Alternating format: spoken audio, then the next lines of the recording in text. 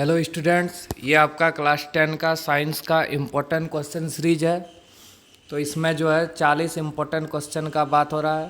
कोई सेट में 30 होगा, किसी में 35, किसी में 40। इस तरह करके कम से कम 300 क्वेश्चन रिवीजन कर लेगा। एग्जाम में 30 मार्क्स आ जाएगा। तो ये बहुत ही इम्पोर्टेंट है बोर्ड एग्जाम में। तो चलिए देखते हैं, शुरू करते हैं 1 नंबर से। तो सबसे पहला क्वेश्चन है, समतल दर्पण की फोकस दूरी क्या होती है। समतल दर्पण जो है उसकी फोकस दूरी क्या होगी। समतल दर्पण की फोकस दूरी जो होती है अनंत होती है। तो बी नंबर इसका सही है। अब आगे देखो,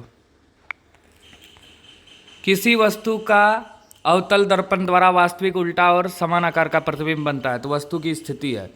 तो वस्तु की स्थिति कहाँ पे होगा कि समतल दर्पण द्वारा वास्तविक उल्टा और समान आकार का प्रतिबिंब बटेगा। सी पर, माने वक्रता केंद्र पर। अगला, निम्न में से किस में प्रकाश सबसे तेज गति से चलता है। सबसे तेज गति से प्रकाश अभी वायु में चलेगा। वैसे सबसे तेज गति से प्रकाश चलता है निर्वात में, लेकिन यार निर्वात नहीं दिया है तो वायु होगा आंसर।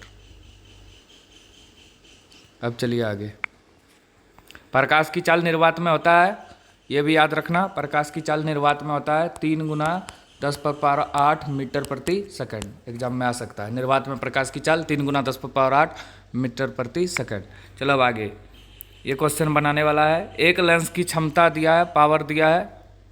इसमें 2 चीज़ याद रखेगा। लेंस की क्षमता का SI मात्रक डायोप्टर, और एक लेंस की क्षमता दिया है -4। तो इसकी फोकस दूरी क्या होगा। तो F बराबर 1/P होता है। तो 1/P का मान -4 है। जब इसको कटाएंगे तो 0.25 माइनस है तो ऊपर चल जाएगा, तो -0.25। C number answer. अब अगला, मानव नेत्र की फोकस दूरी में परिवर्तन। मानव नेत्र में फोकस दूरी में परिवर्तन किसके कारण होता है। सिलियरी मसल्स के द्वारा, सिलियरी मांसपेशियां। चलो अब आगे, दूरदृष्टि दोष को क्या कहते हैं। दूरदृष्टि दोष को हाइपरमेट्रोपिया बोलते हैं। याद रखना है, दूरदृष्टि दोष में दूर वाला दिखेगा, निकट वाला नहीं। निकट दृष्टि दोष में निकट वाला दिखेगा, दूर वाला नहीं। तो मायोपिया किसको कहते हैं, ये याद रखना। मायोपिया कहते हैं निकट दृष्टि दोष को। निकट दृष्टि दोष को मायोपिया और दूरदृष्टि दोष को हाइपरमेट्रोपिया। प्रतिरोध का SI मात्रक क्या है, ये तो बच्चा वाला क्वेश्चन है, ओम होगा। प्रतिरोध का SI मात्रक क्या है, ओम। टंगस्टन, टंगस्टन का प्रयोग किस में करते हैं, विद्युत बल्ब में। तो विद्युत बल्ब, टंगस्टन का प्रयोग किस में किया जाता है, बिजली का बल्ब में। चलो अब आगे, चुंबकीय क्षेत्र रेखाएं निकलती है। चुंबकीय क्षेत्र रेखाएं जो है उत्तरी ध्रुव से निकलती है और दक्षिणी ध्रुव पर समाप्त होती है। तो उत्तरी ध्रुव से निकलती है, बी नंबर हो जाएगा इसका। निम्न में से कौन सा हमारे लिए ऊर्जा का परम स्रोत है। परम ऊर्जा का स्रोत क्या है, जो कभी खत्म नहीं होगा। तो हम लोग के लिए सूर्य का प्रकाश जो है परम ऊर्जा का स्रोत है। तो सौर ऊर्जा हो जाएगा, सी नंबर। रासायनिक समीकरण को हम किस नियम के द्वारा संतुलित करते हैं। तो रासायनिक समीकरण को संतुलित किस नियम के द्वारा करते हैं, द्रव्यमान के संरक्षण का नियम। ए नंबर हो जाएगा। चलो अब आगे, Fe + CuSO4, Cu + FeSO4, इसका मतलब क्या हुआ। देखो, CuSO4 एक विलयन था, उसमें जब आ गया Fe, तो Fe जो है Cu को विस्थापित कर दिया और बना लिया FeSO4 और Cu को बाहर कर दिया। तो ये विस्थापन अभिक्रिया है। इसमें एक अधिक क्रियाशील तत्व दूसरे कम क्रियाशील तत्व को विस्थापित कर देता है। चलो आगे, हाइड्रोजन आयन, H+ आयन माने हाइड्रोजन आयन की सांद्रता किस पदार्थ में सबसे अधिक होती है। तो जठर रस, मतलब गैस्ट्रिक जूस, हम लोग का पेट में निकलता है जठर रस अमाशय में। 4 गो दिया विलियन, ABCD। ए का pH मान है 5, बी का है 8, सी का 10 है, डी का 13 है। तो कौन सा पदार्थ अम्ल है। अम्ल क्या होगा, जिसका pH मान 7 से कम है उसको अम्ल बोलेंगे, और 7 को उदासीन और 7 से अधिक को क्षारीय। तो 7 से कम कौन है, 5 है, मतलब ए जो है अम्लीय पदार्थ है। निम्न में से किस लवण का उपयोग सोडा अम्ल अग्निशामक में होता है। सोडा अम्ल अग्निशामक में प्रयोग करते हैं सोडियम बाइकार्बोनेट, जिसको मीठा सोडा बोलते हैं। इसका एंटा एसिड के रूप में भी प्रयोग करते हैं। एंटा एसिड माने प्रति अम्ल के रूप में। मीठा सोडा बोलो, खाने वाला सोडा बोलो, या बेकिंग सोडा, एक ही होता है। इसका रासायनिक नाम है सोडियम बाइकार्बोनेट या सोडियम हाइड्रोजन कार्बोनेट, और इसका सूत्र है NaHCO3। इसका प्रयोग एंटा एसिड के रूप में करते हैं, माने एसिड को खत्म करता है। अब आगे, निम्न में से कौन उभयधर्मी ऑक्साइड है। उभयधर्मी ऑक्साइड क्या है, वैसी धात्विक ऑक्साइड जिसकी प्रकृति अम्लीय के साथ साथ क्षारकी दोनों हो, तो उसी को बोलेंगे उभयधर्मी ऑक्साइड। तो उभयधर्मी ऑक्साइड होगा एल्युमिनियम ऑक्साइड और जिंक ऑक्साइड। तो यहाँ पे क्या है, एल्युमिनियम ऑक्साइड Al2O3, और जिंक भी होता है, ये भी याद रखना। दिए गए तत्वों के इलेक्ट्रॉनिक विन्यास में कौन उत्कृष्ट गैस का इलेक्ट्रॉनिक विन्यास है? उत्कृष्ट गैस माने नोबल गैस होता है, जिसका घर भरा हुआ है। 2, 8, 18 ये हुआ, 2, 10, सॉरी 18 नहीं 10 होगा। चलो अब देखो यहाँ, ये 8, 2, 10, 1, 1, 11 सोडियम में नहीं होगा, 8, 2, 10, 7, 17 नहीं होगा, 8, 2, 10, 5, 15 नहीं होगा, तो सी नंबर हो जाएगा 8, 2, 10 नियॉन Ne10। तो ये है नोबल गैस। निम्न में से कौन असंतृप्त हाइड्रोकार्बन है? हाइड्रोकार्बन दो प्रकार का होता है, एक होता है संतृप्त, एक होता है असंतृप्त।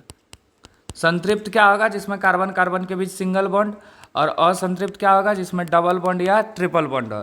तो संतृप्त हाइड्रोकार्बन का उदाहरण है एल्केन, और असंतृप्त का एल्कीन और एल्काइन। तो असंतृप्त पूछा है, ये एल्केन है, ई भी एल्केन है, ई भी एल्केन है, तो ये सी नंबर आंसर हो जाएगा। सी नंबर जो है ये हो जाएगा तुम्हारा असंतृप्त हाइड्रोकार्बन, क्योंकि इसका नाम है इथाइन, ETHYNE, क्योंकि लास्ट में YNE आया। और ये है मिथेन, ये है इथेन, ये है ब्यूटेन, तो ये सी नंबर आंसर हो जाएगा। HCHO में क्या प्रक्रियात्मक समूह है? इसमें फंक्शनल ग्रुप है HCHO में CHO, तो ये एल्डिहाइड है। दिए गए तत्व में किस तत्व में संयोजी इलेक्ट्रॉन की संख्या लिथियम का बराबर है? तो लिथियम का Li3 होता है, Li3 मतलब 2 और 1 3 होता है, मतलब लास्ट में 1 इलेक्ट्रॉन आया। तो हे ली ना की मतलब हाइड्रोजन, लिथियम, सोडियम, पोटेशियम। तो यहाँ पे तुम्हारा जो है पोटेशियम हो जाएगा। पोटेशियम में आएगा 2, 8, 8, 2, 10, 8, 18 और 1, 19, लास्ट में 1 आएगा। ये इलेक्ट्रॉनिक विन्यास हो गया। अमीबा में किस प्रकार का पोषण होता है? तो अमीबा में जो है प्राणी संभोजी पोषण होता है। अब आगे चलते हैं। श्वसन प्रक्रम में ग्लूकोज के पायरुवेट का विखंडन कहाँ होता है? ग्लूकोज से पायरुवेट का विखंडन कहाँ होगा? माइटोकॉन्ड्रिया में। अगला, निम्न में से कौन सा हार्मोन शरीर की वृद्धि के लिए उपापचय का नियमन करता है? तो इसका आंसर हो जाएगा थायरॉक्सिन। चलो अब आगे देखते हैं। मानव में सभी अनैच्छिक क्रियाओं का नियंत्रण कहाँ होता है? तो 2 प्रकार का क्रिया होता है। अनैच्छिक माने जिस पर हमारा नियंत्रण है, मेडुला, जैसे दिल का धड़कना। ये जो चित्र है बहुत इंपॉर्टेंट है। ये जो है प्लेनेरिया में अलैंगिक जनन है, तो ये जो है पुनरुद्भवन द्वारा होता है। मनुष्य में निषेचन कहाँ होता है? तो ये होता है अंडवाहिका, इसी को डिम्बवाहिनी नली या फैलोपियन ट्यूब बोलते हैं, याद रखना। किसी जीव में कोई गुण प्रभावित होता है, तो गुण किससे प्रभावित होता है? पिता और माता दोनों के DNA से, दोनों का गुण मिलता है बच्चा में। नाभिकीय विद्युत शक्ति संयंत्र, न्यूक्लियर पावर प्लांट जो होता है, उसमें ऊर्जा जो मुक्त होती है किस रूप में होती है? नाभिकीय विखंडन, नाभिक का टूटने से। हरे पौधे की पत्तियां जो है सौर ऊर्जा का सिर्फ 1% ही प्रयोग करती है, याद रखना। ए नंबर हो जाएगा। Last question 30 number.